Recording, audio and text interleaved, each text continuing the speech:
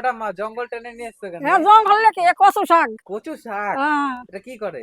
রান্না করে খাই। কেমন করে রান্না করবো ভিডিও না দেখলে দেখবা কেমন যে কেমন কাটে কেমন রান্ধে। 10 আমার দিলেন টাকা বা করতে বাজার ঘাট মিনসি আমার কপাল ফোরা খাইতে হবে কচু শাক। খাওয়াই করে নিয়ে ভাগ আজ খাবো কচু শাক।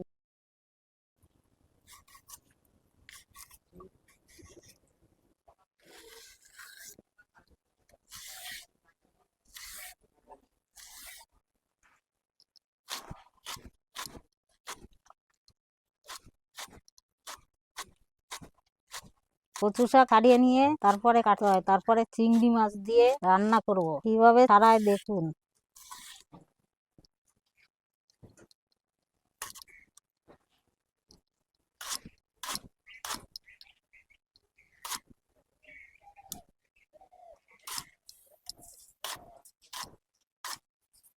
আমরা গোটা ধুয়ে নিয়ে এসছি, আপনারা কেটেও দিতে পারেন।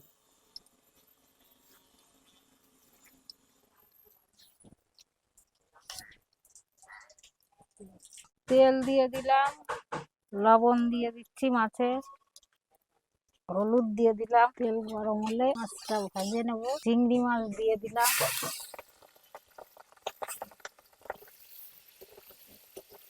ভাজা হয়ে গেছে, নামিয়ে দেবো।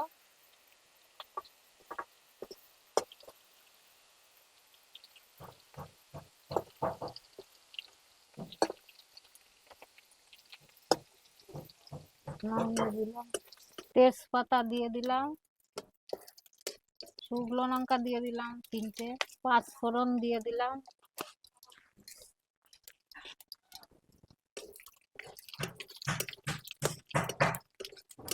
ফোড়নটা ভাজা হয়ে গেলে কচু শাকটা দিয়ে দেবো। হয়ে গেছে, দিয়ে দেবো কচু শাক।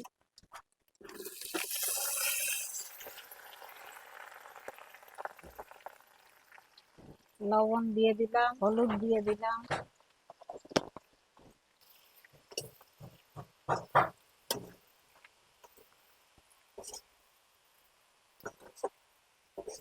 রসুন দিয়ে দিলাম,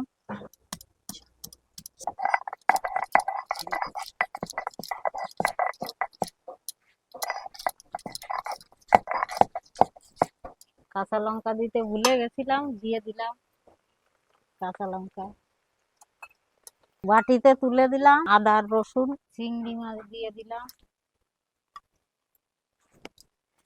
আদা রসুন বাটা দিয়ে দিলাম। এখন দিলাম, সেন্টটা বেশি হবে।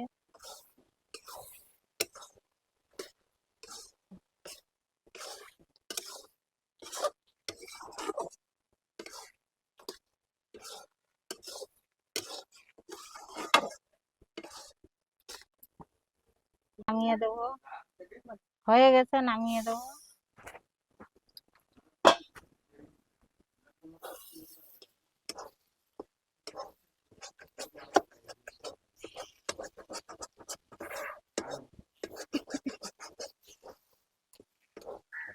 হয়ে গেছে, নামিয়ে দেবো।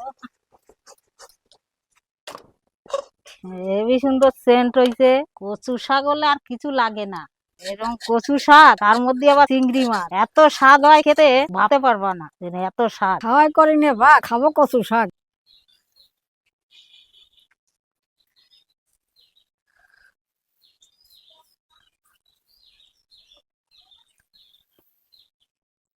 খাচ্ছি কচু শাক,